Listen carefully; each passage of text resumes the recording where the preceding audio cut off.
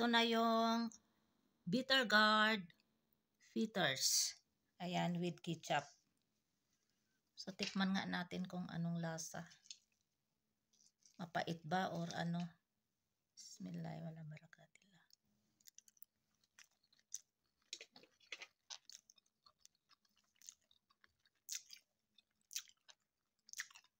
Masarap. Medyo mapait pa rin pero okay lang.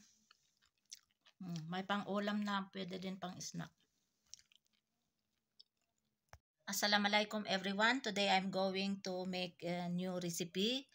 Bitter gourd fritters or tortang ampalaya. So ito yung mga ingredients. Ito yung nahugasan at natanggalan yung buto. Inislice ko. Then binabad sa asin. And then inisqueeze ko kasi medyo mapait. So ito na. Then inislice ko ng ganito. And then fresh parsley or coriander leaves from our garden, then onions, cubes, onions, garlics, this organic onions and garlics, and this is black pepper, salt, and 2 eggs. This is organic eggs and flour, but I will use only 2 tablespoons of flour.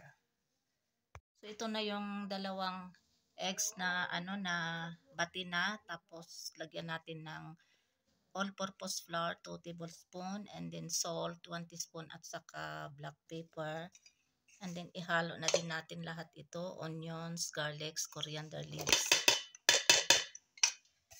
and then ito na yung ampalaya or grilli tawag nila dito sa Pakistan.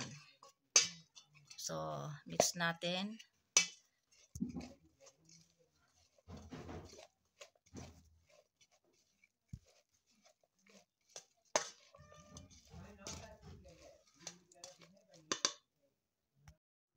Oil is already hot, so now we can put now this one.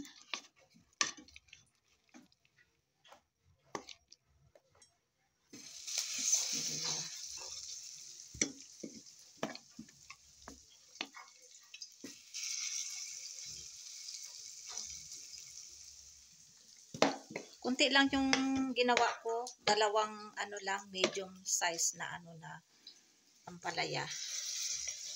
Kasi ako lang naman kakain.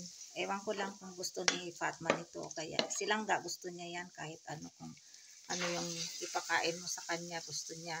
Pero lang kung wala siyang dinaramdam, kumakain yan silangga. Pero kung may dinaramdam, hindi yan kakain. So ilagay ko na lang ito lahat, 5 pieces.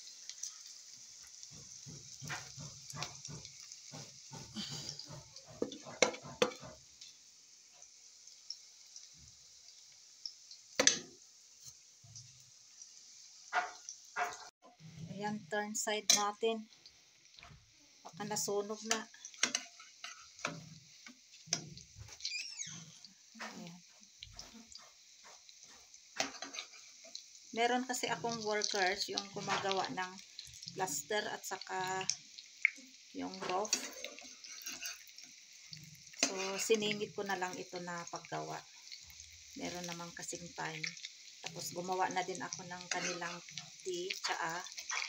Ayan. At saka may tumawag dito sa kapitbahay namin na ubusan sila ng detergent powder. So, kaya medyo na na ito nasunog, pero okay lang. Umiram siya ng detergent powder kaya binigyan ko. Ayan. So tama-tama lang yung pagkaluto ng side. Hindi naman sunog, okay lang. Masarap ito pang pang ulam, parisan ng ketchup or kahit yung sausawan ninyo, or pwede din itong pang snack, ipalaman sa sa bread o kaya burger. Ayan. So na, luto na ang both side, luto na. Ayan, maingay sa labas kasi yung yung extra na kahoy na nilagay sa roof ay tinitrim ng by machine. So i-turn off na natin.